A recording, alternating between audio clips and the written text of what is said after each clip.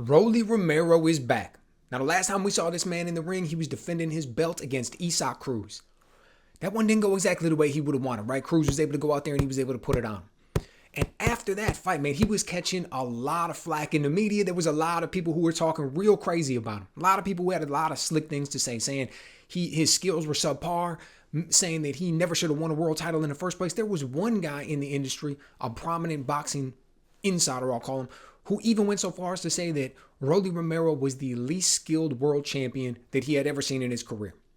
So after all of that and after all the blowback and everything else, he steps away, right? Rolly Romero, he goes on his vacation. He's posting all kinds of photos on social media that he's out there. He's in different countries. He's with his family. He's doing all kinds of things. The man's out there just recharging his batteries. And I think it was a perfect move, right? It was a perfect move because on the one hand, you just got knocked out. Before that, we saw him get caught by Ismael Barroso. Like, it was good to let your body and your mind heal up a little bit. It was also great to allow the media to move on to other things. By the time he comes back and he's getting this other fight, nobody's really even mentioning that kind of stuff anymore. You know, the whole news cycle kind of flipped multiple times since then. Now, before this fight even got announced, one of the things that I was interested about was actually seeing who they were going to match Rolly up against. Because when you think about it, he's at this interesting place in his career in the sense that his popularity is way up here and his skill level isn't quite that.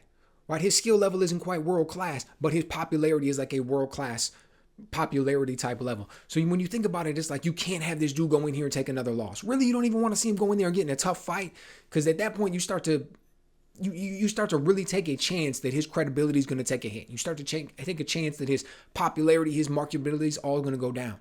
Flip side of that is you can't just go in there and put him against bums. You can't put him in there against no names. You can't put him in there against some young, hot prospect. So it's kind of, you have to find good matchups for him. And I love the way that they did this, right? In the sense that they put him in there against a guy who's not going to be dangerous. They put him in there against a guy that he is supposed to beat. But they put him in here opening for this huge pay-per-view card because it's going to be on Canelo versus Berlanga. So I think it was a really great way that they were able to get him back out. And I'll break this down a little bit more as the time gets closer, right? Once we get a little bit closer to the fight on September 14th, I'll be talking a little bit more about the ins and the outs, the X's and the O's, and specifically how I think this one's going to match up.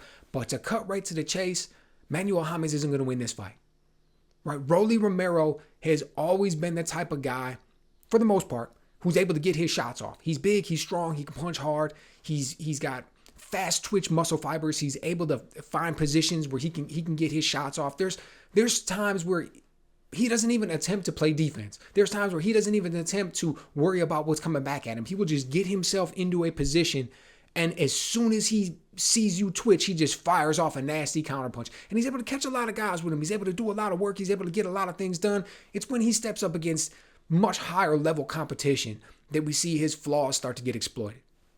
Manuel Jaimes isn't the higher level competition. On top of that, Rolly's been going in here. He's got this new trainer. I think the way we see him training, I think we're going to see him, I think he'll look better, right? And what I hope is this. I hope that he finds a way to be better within his style. I hope that this dude doesn't come out here and all of a sudden try to be a boxer. Okay? That's not who he is. He's a power puncher. We need him to be able to go in and find his spots a little better, not overextend, not get over the knee, not get off balance, not shoot wide shots, right? These are all the things that he can tweak and stay within his style. If all of a sudden he goes out here and starts trying to dance around on the outside and work the jab, that isn't going to end well for him. So I'll be interested to see how this one turns out. I'll be interested to see how he looks, because not only does he need to make this tweak if he wants to move up, but at the same time, he got caught and hurt by Barroso. We saw what happened against Cruz. How is that going to affect him mentally? You know what? I'm not even thinking about the fact we remember what happened against Gervonta Davis. So, all of this is in his memory. Is that going to change his style to the point where he doesn't want to be aggressive? Is it going to change his style to the point where he's not going to be on the front foot? Is it going to change his style to the point where he doesn't put himself in position to be able to get his shots off because he's worried about what's coming back? Because if he does that, it's going to be problematic. Those are some of the things that make him who he is. So you can change things within your style and tweak it and become better.